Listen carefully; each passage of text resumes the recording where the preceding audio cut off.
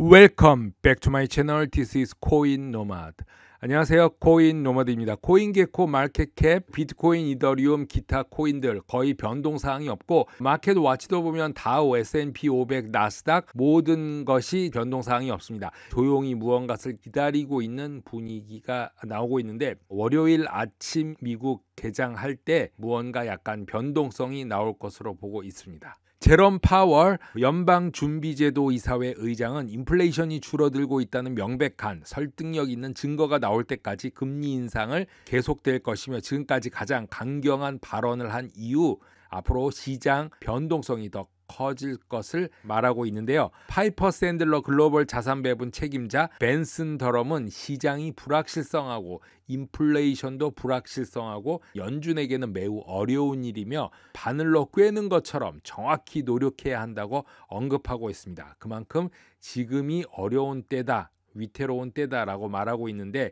단기 금리 시장이 6월과 7월에 다음 두 번 회의에서 연준의 금리 인상은 계속될 걸로 예상하는 가운데 트레이더들이 경제 전반에 걸쳐 재정 상태를 긴축하는 주가 하락뿐만이 아니라 성장 둔화의 전조인 소비자 부분에서 발생한 실적 하향, 그들의 예상치를 수정하고 있다고 말하고 있습니다.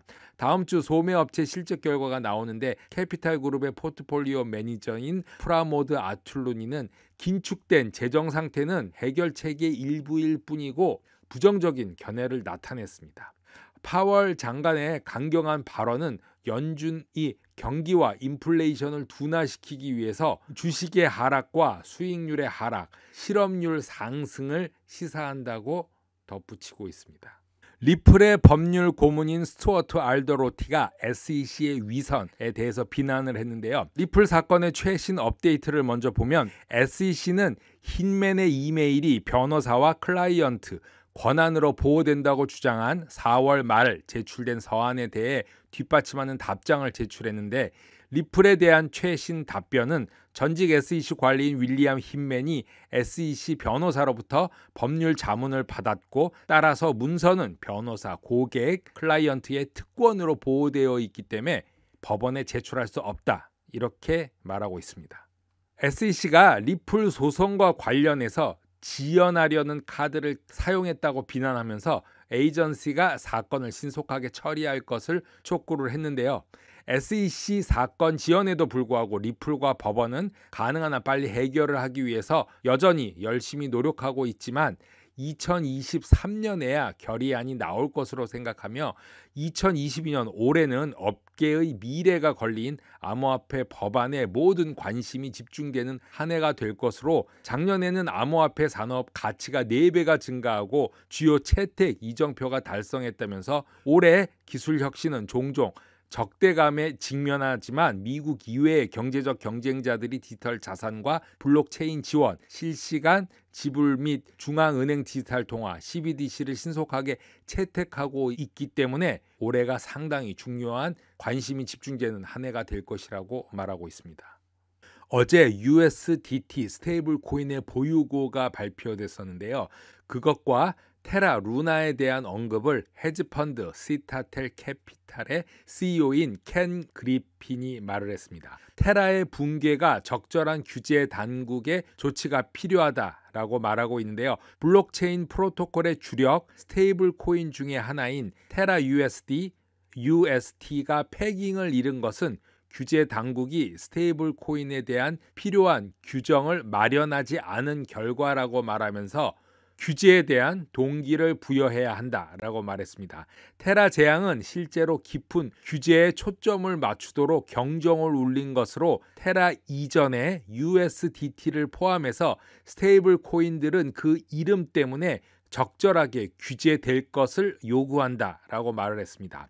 시총과 거래량 기준으로 가장 큰 스테이블 코인인 테더를 뒷받침하는 준비금에 대해서 여전히 의문을 제기하고 있다고 말하면서 스테이블 코인에 뒷받침하는 준비금의 증거는 이용 가능하고 검증 가능해야 하며 테더 뒤에는 무엇이 있는지 모르고 1달러 가치가 있는 스테이블 코인이 있다는 것을 나타내려면 안정성이 정의하는 자산을 보여주는 계정이 공개되어야 한다고 말하고 있습니다. 상장지수 펀드 ETF가 기본 자산을 정기적으로 공개하는 것처럼 스테이블 코인 발행자는 자산을 뒷받침하는 준비금을 정기적으로 공개하도록 법에 의해서 요구되어야 한다고 말하면서 ETF 보유량을 매일 공개하는 것처럼 스테이블 코인을 뒷받침하는 내용도 매일 공개해서 자신의 돈이 안전한지 아닌지 알 수 있도록 해야 된다고 말하고 있습니다. 이더리움 프로토콜 개발자들은 대규모 이더리움 업그레이드가 8월에 있을 것으로 예상한다고 말했는데요. 이더리움이 올해 8월에 새로운 지분증명 시스템에 통합될 것이라고 분산금융 디파이 컨퍼런스에서 곧 출시된 이더리움 2.0 병합 일정에 대해서 모든 것이 진행된다면 8월이다 라고 말했습니다. 이더리움의 공동 설립자 비탈릭 뷰테리는 이더리움 2.0은 현재 사용하고 있는 작업증명 POW 합의 메커니즘에서 POS 지분증명 합의 메커니즘으로 전환하여 네트워크 확장성 문제를 해결하고자 하는 것으로 스마트 계약 플랫폼은 업그레이드가 완료된 후 2차 솔루션을 통해서 결국 초당 10만 건의 거래를 촉진할 수 있을 것이라고 했습니다. 이더리움 버전 2.0으로 첫 번째 업그레이드 단계는 블록체인의 정체와 높은 거래 수수료를 줄이기 위해서 2020년 말 출시되었다고 합니다.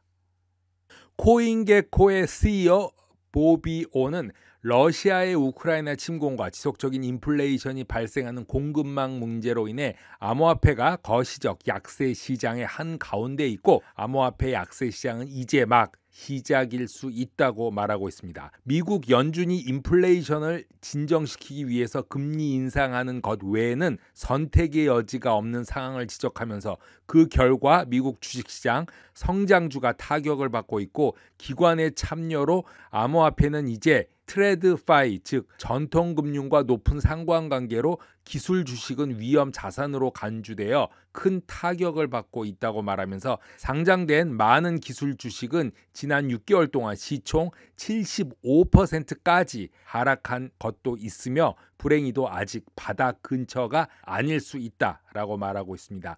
연준의 긴축 주기의 시작에 불과하고 인플레이션을 길들이기 위해서 다음 몇 분기 동안 금리를 지속적으로 인상해야 하기 때문에 더 많은 고통이 다가오고 있다고 말하면서 코인게코 팀에게 앞으로 1년에서 18개월이 어려울 것으로 예상한다고 말했다고 나타냈습니다.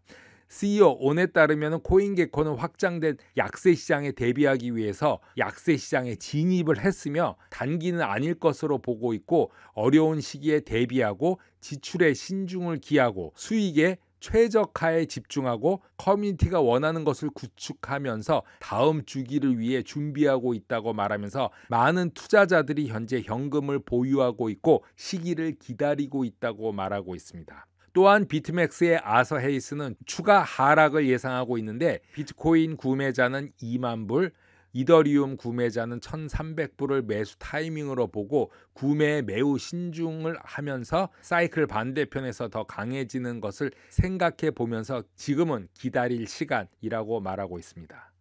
알라바마 상원 의원 은퇴 계획에 대한 투자 옵션으로 최고 디지털 자산 비트코인 및 기타 크립토를 제한하는 정부를 잠재적으로 억제할 수 있는 새로운 법안을 발의했습니다. 즉 비트코인 곁에 서 있겠다는 얘기인데요.